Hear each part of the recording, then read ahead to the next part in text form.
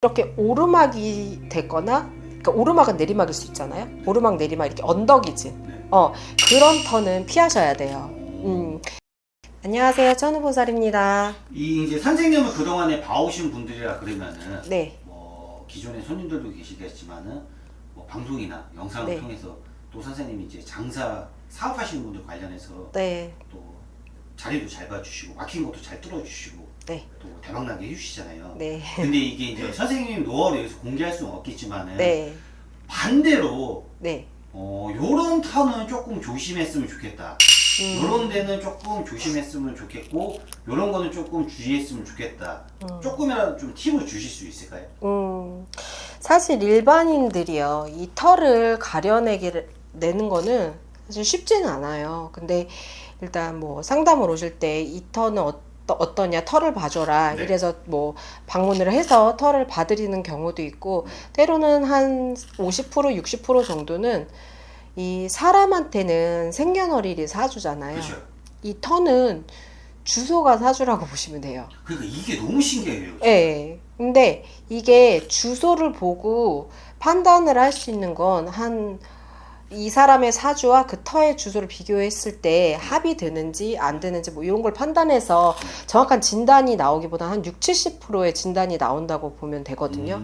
근데 이런 도움 없이 그냥 본인이 조금 이렇게 털을 구별해내는 좀 방법은 일단 전반적으로 이렇게 오르막이 되거나, 그러니까 오르막은 내리막일 수 있잖아요. 오르막 내리막 이렇게 언덕이지. 그런 턴은 피하셔야 돼요.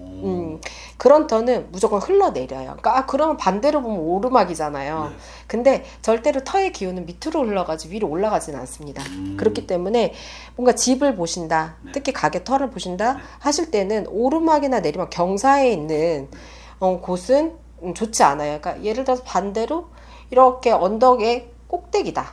이건 괜찮고, 아예 밑에다. 이건 괜찮은데 그 중간 지점에 있는 흐르는, 이 턴은 조금 피해 주시는 게 좋아요. 그리고 터의 좀 이력을 봤을 때 요새는 뭐 다 이렇게 개발이 돼 있어서 판단이 이게 일반인들이 어려울 수는 없는데, 좀 물었을 때 이게 물자리가 있었던 곳을 막은 데가 있어요. 그러니까 옛날로 따지면 샘자리라고 하죠. 이렇게 우물자리, 이걸 막아서 메워서 거기에 털을 안 쳤다든지 이런 곳에는 꼭 습이 따르거든요. 그러니까 습이 따른 거는 음이 따르는 거고, 이러면은 기들이 많이 모이기 때문에 절대로 조금 일반인들이 거기서 버텨내기는 힘들어요. 그러니까 집터가 됐든 사업터가 됐든 좀 그런 부분을 조금 알 수 있으시다면, 정보를 얻으실 수 있다고 하면 이 물자리 메운 자리는 좀 들어가지 않으시는 게 좋다.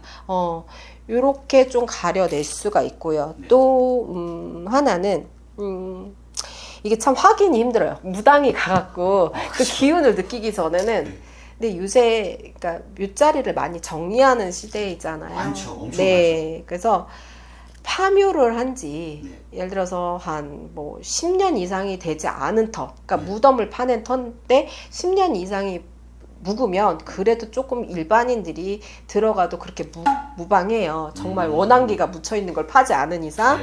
그런데 이게 10년이 되지 않았어. 파낸지. 그러면 그런 터들은, 그러니까 무덤이 또 한 개가 아니고 두 개, 세 개가 막 여러 개 있는 터를 이렇게 만져서 이룬 자리, 만들어 놓은 자리, 이런 자리는 조금 피해 가시는 게 좋습니다. 왜냐면 확률적으로 잘 될 수 있는 확률이 거의 없어요. 이런 터들은. 왜냐면 산 사람도 집 뺏으면 성질 나잖아요.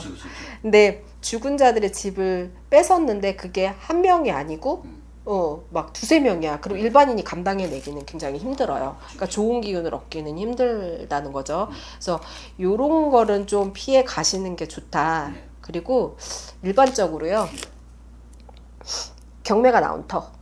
경매에 관심 있으신 분들 많아요. 네. 근데 이 경매가 나온 터를 나하고 연대가 잘 맞는 건 대팔기를 하거나 이럴 예정으로 하시면 괜찮아요. 운에 따라서 움직이기 때문에. 근데 내가 거기에 들어서 진짜 살을 나고 한다, 이럴 때는, 그러니까 경매가 한 번 나오면 두 번도 나오고 세 번도 나오잖아요. 이상하게. 그게 왜 그러냐면 터가 그런 거예요. 터가 말하자면 사람 사주 못 사는 사주듯이 이 터는 재물이 없는 사주예요. 그러니까 자꾸 주인이 바뀌는 거야. 그러면 그런 터들은 싸게 나왔어 경매가 네. 좋은 게 아니고요. 확인하시고 들어가시는 게 좋아요. 근데 이제 이 터 얘기하다 보면 또 이제 저희가 질문을 빼놓을 수가 없는 게 네. 아시다시피 이제 인터넷에서 네. 검색할 수 있는 이런 선생님들의 행위나 네. 이런 약간 조금 뭐 털을 기운을 살리는 방법이나 네. 이런 게 이제 인터넷 검색하면 무궁무진하게 나오잖아요. 네, 맞죠. 가게에서 뭐 이거를 하면은 뭐 네. 대박 난다. 네. 근데 이런 거가 과연 선생님들 실제와 네. 어느 정도 조금 접목을 시킬 수가 있을까요?